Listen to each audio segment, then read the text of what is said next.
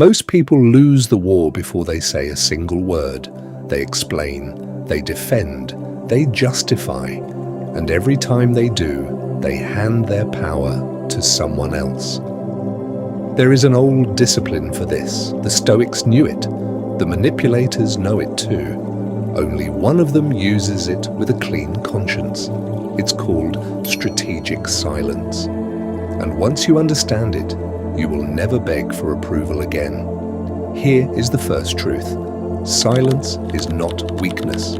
Silence is control. When you explain yourself, you are asking for permission. You are saying, judge me, approve of me, forgive me. Marcus Aurelius never did this. He wrote his private doubts in a journal no one was meant to read. In public, he simply acted. He let the results speak. That is the first shift. Stop narrating your life to people who did not ask. Now, the dark psychology side of this. Manipulators study silence too, but they use it to create anxiety. They withhold a reply on purpose. They let you sit in uncertainty because uncertainty makes you chase them. This works. It works because the human mind hates unresolved tension. We will do almost anything to close an open loop. Here is where the Stoic and the manipulator split paths. The manipulator uses silence to control you. The Stoic uses silence to control himself. Same weapon, different target. Let's talk about the second law. Explaining yourself is often a confession. Every time you over-explain a decision, you signal doubt. People smell it instantly, even if they can't name it. Watch someone confident decline an invitation. They say, I can't make it. Nothing more. Watch someone anxious decline the same invitation. They give you 3 reasons, an apology, and a promise to make it up to you. 1 sentence carries authority. 5 sentences beg for it. The Stoics called this sustain et abstain, bear and abstain. Bear the discomfort of silence, abstain from the urge to fill it. Here is the third law, and this one is uncomfortable.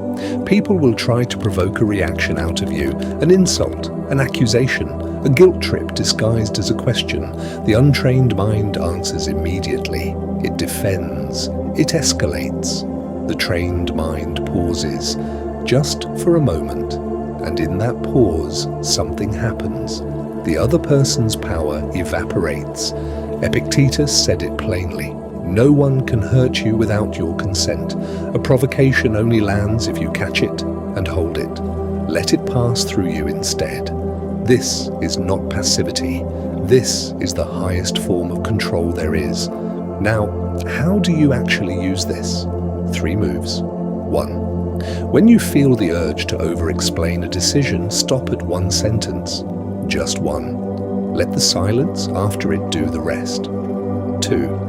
When someone tries to provoke you, count to 3 before you respond. Not to calm down, to choose instead of react. 3. Keep a private record like Marcus did. Write what you really think.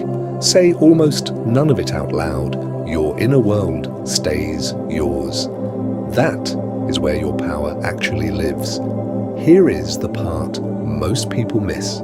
Silence only works if you are calm underneath it. If you are seething and just holding your tongue, people can feel that. That is not stoic silence.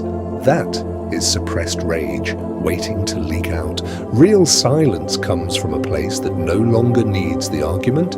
You have already made peace with the outcome, whatever it is. That is what makes it unshakable, and that is what makes it impossible to manipulate.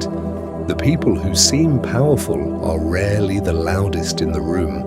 They are the ones who never had to raise their voice because they never needed you to understand them in the first place. That is the real weapon, not the silence itself.